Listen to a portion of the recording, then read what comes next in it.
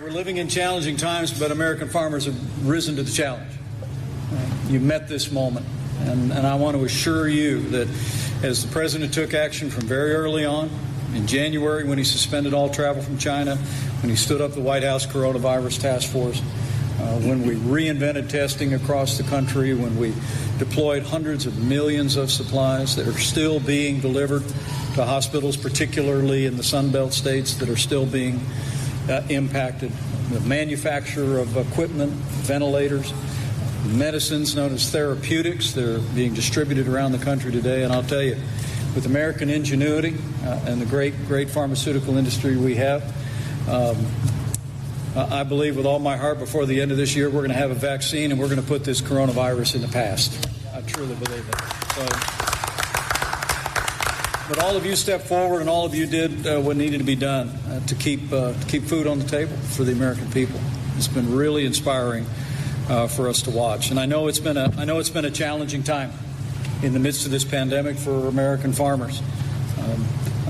Literally, the President and I witnessed many family farms struggling during this time, and it's one of the reasons why the President made more than $19 billion in assistance available to farmers, including $1.1 billion that's already gone to dairy farms across this country.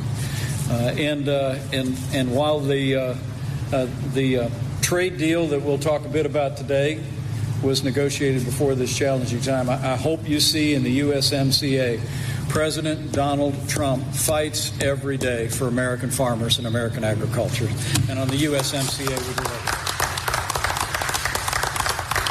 I'm also pleased with the relief. Working with the Congress, we were able to provide support for American families. We were able to provide support for American businesses. In fact, the Paycheck Protection Plan, as I'm told, provided more than 86,000 loans to Wisconsin businesses so you could keep employees on the payroll during the difficult days of this pandemic here in the state.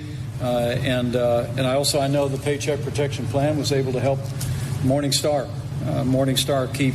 keep your hardworking team on the payroll, and we're honored to be a part of it. And in the midst of all of that, we're opening up America again.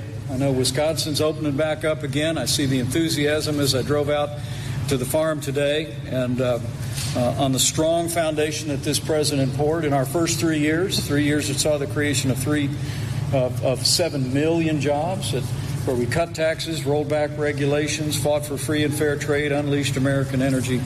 And the American economy is already coming back. In just the 2 months of May and June, more than 7 million jobs have been added to this economy. We lost 22 million at the height of the pandemic, but the American economy in the city and on the farm is coming back right here in Wisconsin and all over America.